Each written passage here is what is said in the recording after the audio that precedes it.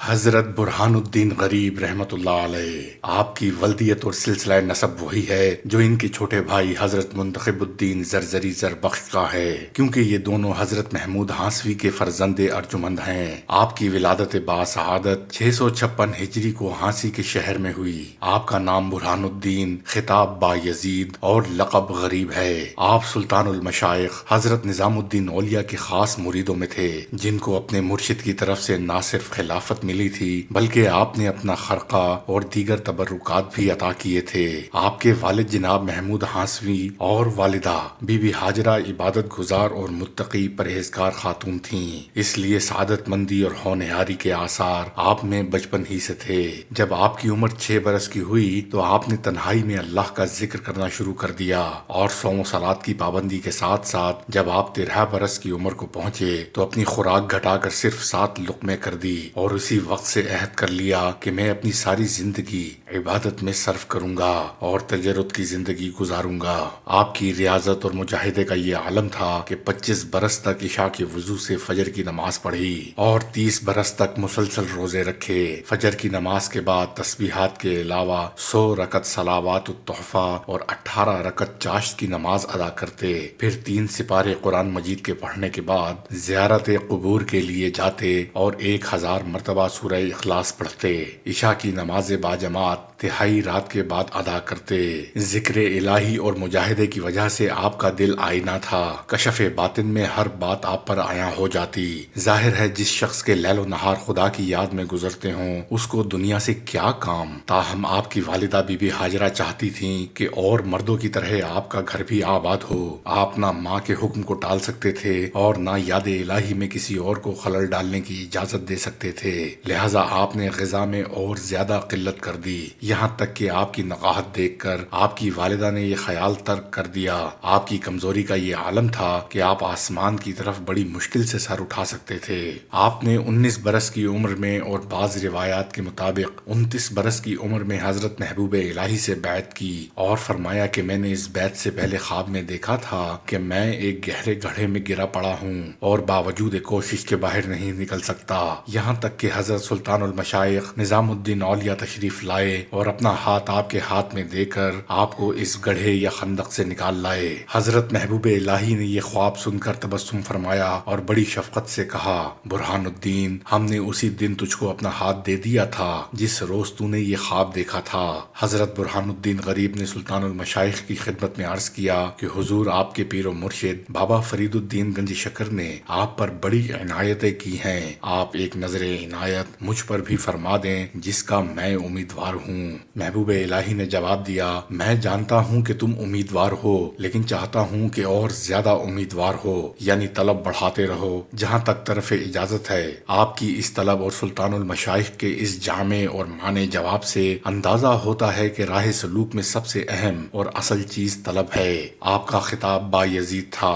ظاہر ہے حضرت با یزید بستامی کس پائے کے عارف تھے اور بزرگان دین میں ان کا کیا درجہ تھا، اس سے کون واقف نہیں۔ ان سے کسی شخص کو نسبت دینا اس شخص کے لیے انتہائی خوش نصیبی ہے، اور یہ خطاب حضرت برہان الدین کو ایک روز سلطان المشائخ محبوب الہی کے دربار میں حضرت با یزید بستامی کا ذکر نہایت ادب و احترام کے ساتھ ہو رہا تھا۔ جب یہ ذکر ختم ہوا تو حضرت محبوب الہی نے فرمایا، ہم بھی ایک با یزید رکھتے ہیں۔ ایک دوست نے عرض کیا، وہ کہاں ہیں؟ کیونکہ سب کو اشتیاق تھا کہ حضرت محبوب الہی نے یہ بات کس کے لیے فرمائی ہے۔ آپ نے جواب دیا، وہ اس وقت جماعت خانے میں ہے۔ اقبال نامی ایک خادم شوق اور تجسس کے عالم میں جماعت خانے میں گیا کہ دیکھے کہ وہ خوش نصیب کون ہے۔ وہاں سوائے حضرت برہان الدین کے کوئی دوسرا نہیں تھا۔ اس روز سے آپ کو یہ خطاب مل گیا۔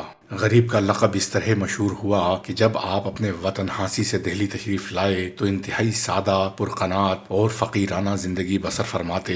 دہلی آنے کے بعد ایک چھوٹی سی مسجد میں قیام کیا اور یاد الہی میں مشغول ہو گئے۔ ہر چند اپنے آپ کو چھپایا لیکن نور معرفت ظاہر ہو کر رہا۔ مخلوق خدا آپ کی طرف رجوع کرنے لگی، ساری خلقت آپ کے گرد جمع ہو گئی، لیکن اس دوران اپنے پیر و مرشد کے یہاں آمد و رفت جاری رکھی۔ ایک روز جب آپ سلطان المشائخ حضرت حضرت محبوب الہی کی خدمت میں حاضری کے لیے گئے تو اقبال نامی خادم نے عرض کیا کہ آپ سے ملاقات کے لیے حضرت برہان الدین غریب تشریف لائے ہیں۔ یہ بات سن کر حضرت محبوب الہی نے فرمایا ساری مخلوق ان سے آشنا ہے اور وہ اب بھی غریب ہے۔ اس روایت کو مولف سیر الاولیاء نے بیان کرتے ہوئے سچ کہا ہے۔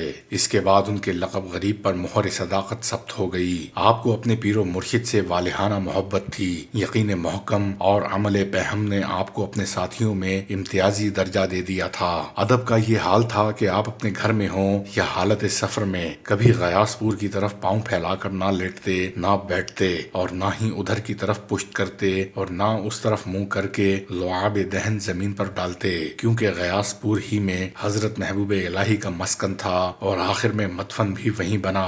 غالباً اسی ادب نے آپ کو اتنے بلند مقام پر پہنچایا۔ اسی ادب و احترام کی وجہ سے آپ حضرت محبوب الہی کی نگاہوں میں بھی محبوب اور محترم ہو گئے۔ چنانچہ غریب الکرامات میں سراج السلوک کے حوالے سے یہ بات لکھی گئی ہے کہ حضرت سلطان المشائخ نظام الدین اولیاء نے فرمایا میرے فرزند مولانا برہان الدین کی محبت میں جو رہے گا وہ بھی مقبول خلائق اور صاحب حشمت ہوگا۔ اسی زمانے میں حضرت برہان الدین غریب اور حضرت شیخ کمال الدین یعقوب جیسے عظیم بزرگ حضرت نظام الدین اولیاء کی زیر نگرانی معرفت کی ابتدائی منازل طے کر رہے تھے۔ جب مسلسل کئی دن فاقے ہونے لگے تو محبوب الہی اپنے مریدین خاص سے مخاطب ہو کر فرماتے میں جانتا ہوں کہ تم لوگ میری خاطر یہ مصائب برداشت کر رہے ہو اور اس ویرانے میں پڑے ہو جہاں زندگی کی کوئی آسائش تو کجا ایک وقت کی سوکھی روٹی بھی میسر نہیں۔ تمہیں خبر ہونی چاہیے کہ اللہ کی زمین تنگ نہیں ہے۔ میں رزق حرام کی بات نہیں کرتا، اللہ کی آباد کی ہوئی بستیوں میں حلال کی روزی بھی باکثرت موجود ہے۔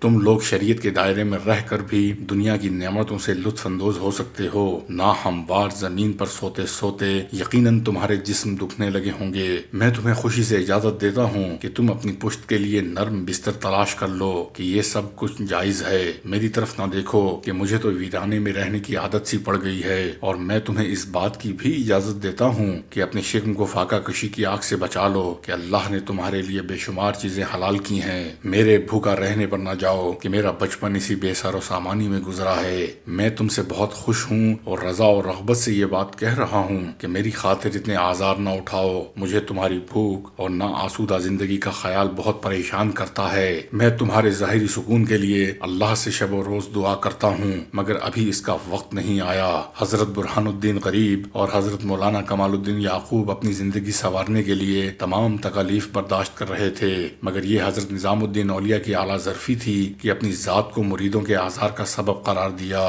پیر و مرشد کی یہ باتیں سن کر حضرت برہان الدین غریب اور مولانا کمال الدین یعقوب بے قرار ہو گئے اور حضرت محبوب الہی کے سامنے گریہ و زاری کرنے لگے۔ شیخ، ہم تو اس در پر آ پڑے، اب اور کہاں جائیں گے؟ آپ کی محبتوں کے سوا ہمارا کوئی ٹھکانہ نہیں۔ خدمت شیخ میں گزرنے والا فاقہ کشی کا ایک دن ہمارے لیے زندگی بھر کی نعمتوں سے زیادہ ہے۔ اگر ہمیں حکومت ہند بھی دے دی جائے تو ہم اس کے بدلے میں آپ کی قربت کے ایک لمحے کو بھی فروخت نہیں کریں گے۔ ہمیں یہ شرف کافی ہے کہ ہمارے پاؤں میں شاہ کی زنجیر غلامی پڑی ہے۔ آزاد کر دیے تو اپنی ہوس کے غلام ہو جائیں گے اور غلامی ہمیں منظور نہیں۔ حضرت برہان الدین غریب اور شیخ کمال الدین یعقوب کی یہ التجائیں اس قدر رقت آمیز ہوتی کہ حضرت محبوب الہی خود بھی آپ دیدہ ہو جاتے اور پھر اپنے دونوں مریدوں کے تالیف قلب کے لیے فرماتے اللہ کی رحمت ہمیشہ تمہارے سروں پر سایہ فگن رہے۔ اگر تم نے اللہ کی رضا کے لیے اپنے جسم کو بھوک کی آگ میں جلا ڈالا